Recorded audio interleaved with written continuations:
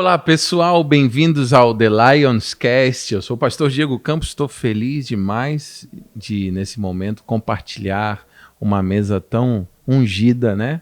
Com dois charais aqui, pastor Rafael Belo e pastor Rafael Santos. Começando pelo pastor Rafael Belo, que bom estarmos juntos. Pastores, pastor Diego, pastor Rafa, que prazer eu tô tendo de poder sentar à mesa e a gente partilhar um pouquinho do coração, né? É um privilégio para mim, de verdade. Que legal. Ouvi-los e, na medida do possível, passar um pouquinho do que está dentro do meu coração. Obrigado. É uma baita de uma mesa, então o privilégio aqui é meu, né? Poxa, que legal, que legal. Isso é o reino, né? Deus nunca dá tudo para uma pessoa só. Deus dá uma porção para um talento para um talento para outro. Quando a gente se une, existe um intercâmbio, uma troca, né? Pastor Rafael Santos, que legal ter você aqui com a gente também. Prazer é enorme, meu amigo, sem dúvida. Meu amigo pastor Diego, pastor Rafa, xará querido, a quem já seguia há um tempo, né? Ele até brincou comigo dizendo, você perde tempo. Perde tempo? Que isso, rapaz. Homem de Deus, e sem dúvida nenhuma, é nessa graça multiforme, nesses talentos tão plurais, que quando nos juntamos podemos compartilhar tanta coisa boa. Eu tenho certeza que esse tempo de mesa aqui será de muita qualidade para nós e para quem certamente há de nos ouvir. É isso aí. Olha, esse podcast ele está voltado muito para uma galera mais jovem, né? E eu até acredito que nós somos da mesma geração. O pastor Rafael Belo tem cara aí de 60, mas é jovem. Mas... Isso porque você não conheceu antes da repaginada. Eita, é forte. Se for lá no Facebook... Não vai não. Mas assim, uma coisa que eu tenho observado muito é que nós estamos vivendo um tempo de muita informação. Mas desinforma. Um despropósito muito grande. As pessoas sabem de tudo, mas de fato não têm um objetivo de vida. Isso muito além do âmbito espiritual, estou falando. Mas o cara tem tanta informação sobre orientação sexual, sobre seus gostos, seus prazeres, mas não tem planejamento e sonho nenhum em formar uma família. Então, a pessoa tem tanta informação sobre investimentos, tanta informação sobre economia, o mercado está brabo, está agitado, mas não tem propósito nenhum com o dinheiro que tem, não tem uma visão, não tem um futuro, não tem um propósito. Isso é falta do quê? O que a gente perdeu nisso tudo? Ou aonde a gente se perdeu nisso tudo? Porque não é uma coisa da agora, mas o que uma geração tolera, outra geração abraça. Isso vai se intensificando ao longo do tempo. Uhum. Dentro da igreja, quanta gente que se diz crente, nasceu num lar cristão, mas daqui a pouco usa o seu talento para... Já ouvi tanta gente, perdeu o propósito, usa o seu talento para nada a ver com Deus, né? Isso é devido a quê? As pessoas abandonam seu propósito, abandonam sua essência, abandonam sua casa, a troco de quê?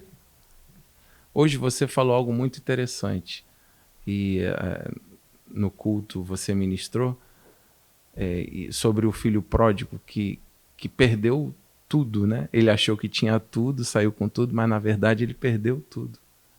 O que você acha que a gente está perdendo nesse tempo, que está gerando tanto despropósito? Pastor Diego, você utiliza uma fala de quê, né? Eu tenho em mente que o que é importante, né? Eu tenho essa informação para quê? Juntei essa informação para quê? Então a gente vive hoje uma geração absolutamente descomprometida, até com a mesma que se está. Uhum. Pode ter alguém que diga que não, mas então mostra para nós que tipo de comprometimento você tem como ser efetivo na sua geração. Perde-se a via do propósito, não o propósito. Essa via de acesso, ele continua muito vivo, mas foi me oferecido por tamanhas informações que chegou a mim, alguns atalhos. E uma vez pegando atalho, eu saio da via do propósito. E aí eu vivo uma vida hipócrita, que vem de artista, que veste máscara, o que interpreta. Eu preciso viver uma vida de hipócrita justamente para que as pessoas não percebam o quanto de propósito eu não sou cumpridor, porque eu saí da via dele. Então, interessante esse termo que você está falando. Artista. sim. É como se uma geração esteja vivendo ou trabalhando num papel, ou trazendo uma imagem que não é de fato a sua essência, né? Justamente para que as pessoas não percebam. Se você for observar essa relação de Abraão e Isaac, quando Abraão morre, é justificável os filisteus entulhar os poços. Para quê? Também não sei, mas foram entulhados. E aí qual é a próxima geração? Porque Deus não trabalha com a nova. Não existe nova para Deus. Existe a próxima. Se a gente fala nova, a gente desqualifica a do ontem. Então, a próxima geração. Quem é a próxima geração de Abraão? Isaac. Ele tem sangue de Abraão e todas as prerrogativas para cavar o seu próprio poço. Isso é a base dele. Mas ele decide desentulhar os poços do pai. Mas o pai é morto. Então, tudo que eu for fazer não é título de que o pai me trate de outra maneira, até porque Abraão está morto. Mas essa postura de Isaac é o que falta na nossa geração. É uma postura de maturidade, de honra, de boas lembranças. Eu sou quem sou, tenho o que tenho, mas não faço o que me cabe, pelo contrário. Eu vou me sujeitar ao que meu pai fez, porém vou gastar menos tempo que é desentulhar do que cavar. Então hoje você vê uma geração que cava mais poço do que desentulha. Porque não o desentulhar, reconhece. desentulhar os poços me reporta a geração do ontem. Então eu não consigo honrar a geração que passou antes de mim. Olha, forte. Pastor Rafael, só um parêntese. Há alguns minutos, horas atrás, eu te mostrei um vídeo exatamente de um jovem que falou: eu ignoro meus pais. Estou falando com as minhas palavras. São irrelevantes. Tá viral esse Tá vídeo. viralizado o vídeo. Uma coisa absurda. É verdade. E eu posso falar com propriedade, porque eu sou educador, né? Especificamente minha carga horária está no ensino médio. E há uma preocupação com aquilo que os senhores têm falado, até muito frequentemente aqui, sobre a questão do excesso de informações. Eu gosto de uma máxima que diz que todo excesso revela, na realidade, uma falta. Sim. E os próprios jovens e adolescentes de hoje, o Ministério da Educação está preocupado em tentar alinhá-los, porque há um consenso hoje em que os nossos jovens estão desalinhados nas emoções, no comportamento. Isso desemboca em várias áreas. Tanto é que, através do novo ensino médio, há uma carga horária imensa de projeto de vida. Eu tenho a oportunidade de lecionar essa matéria em algumas escolas, e você pensa o seguinte: vai ser fácil dar uma aula de projeto de vida para a galera de 15, 16, 17. Não é. Eles não conseguem responder questões intrínsecas, ou seja, olhar para si mesmo. Eu canso de ver: poxa, professor, está difícil responder isso aqui. Seria melhor fazer uma equação de segundo grau, uma álgebra, descobrir um binômio, um trinômio, do que responder questões acerca da sua essência, de quem você é. Uhum. Né? Eu estava me lembrando de algo aqui enquanto você falava, e até uma pastora que você conhece, ela me deu uma chave que eu não sabia. Ela falou que a educação mudou. Olha, isso eu não sabia. A educação mudou nesse tempo. Porque eu sou do tempo, acredito que vocês também, que o professor, ele levava a matéria. O professor era o conteúdo. Alguns professores usavam a base do livro, mas eles eram conteúdo. Eu aprendo muito prestando atenção. Mais do que escrevendo e anotando, eu ouço e eu tenho uma memória auditiva, talvez poderia falar assim. Só que o novo ensino foi estabelecido no Brasil, não é mais o professor que carrega o conteúdo, são os alunos que carregam o conteúdo. E o professor tem que estimular a criatividade dos alunos. Em outras palavras, os alunos não querem aprender o que outros desenvolveram, eles querem ensinar para quem tem mais experiência o que se tem que fazer nesse tema. Inclusive foi para desconstruir na cabeça deles de que eles... vazou aí um tempo atrás, os alunos agora vão escolher o que estudar. Eles queriam, então não vou estudar mais matemática, não vou estudar mais física. Corrobora com o que você acabou de falar. Eugênio Peterson escreveu que a nossa religião foi capturada pelo modo turista de ser. A nossa religião foi capturada pelo modo turista de ser. Qual é o modo turista? É aquele que... E aí hoje a geração adotou a ideia do modo turista, obter só o que lhe agrada. Então, a religião tem sido mal interpretada, até no sentido pejorativo. Não sou religioso o suficiente. Então, o ser religioso hoje se tornou uma fala pejorativa, onde você chamar alguém de religioso ofende, quando na verdade a religião deveria religare, do termo que se... porém ela foi capturada pelo modo artista. Hoje a gente vive turista, a gente vive um contexto de gente que pensa de forma turística. Eu vou ali porque ali tem o que me agrada. O dia que me desagradar eu saio dali e vou para lá. Muito forte isso. Então esse é o contexto. E é um desserviço, ainda mais eu sou que é educador. Hoje, o que se chama de socializar, o social, a rede social, dessocializa o aluno da socialização com o pastor, com o professor, com o educador, que seja. A figura de autoridade. Não existe mais. Não existe. Aonde a internet de escada me privava de algumas informações que o professor tinha paciência de esperar aquele barulhinho terminar para montar o escopo de aula e me apresentar. Hoje não.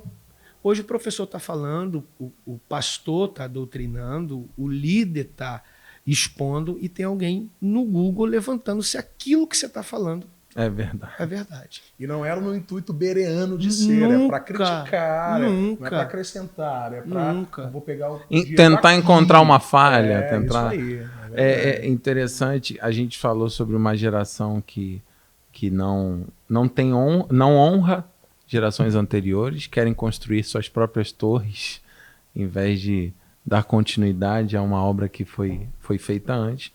E uma geração que eu vejo que foge, parece que não, mas foge dos confrontos, porque existem confrontos que nos curam. E muitas vezes alguém com mais experiência, hoje você falou uma parte sobre o não. Sim. O não que te coloca no lugar. O caráter de um homem é forjado pelos nãos que ele recebe. Isso desde a criação. Exatamente. Não como aquela árvore. Exatamente. O não nos dá limites, o não nos dá direcionamento, né? E a galera hoje não consegue ouvir um não consegue ser confrontada, tem que ser do jeito dela, da forma dela, na hora dela. E desde pequeno aprendeu que chorar, então eu prefiro dar um sim depois do choro, porque o choro do meu filho me dá vergonha. Então me constrange no contexto que eu tô. Então eu dei não. Ela chora, como dizia a minha avó, esperneia, e para que eu fique livre dessa vergonha, eu faço o que ela está pedindo.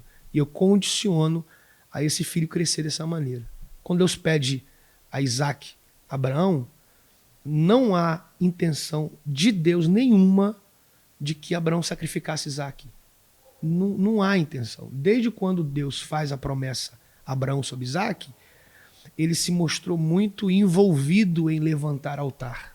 Então, por onde Abraão passa depois do capítulo 12 de Gênesis, ele vem levantando altar. Ele vai colocando o nome.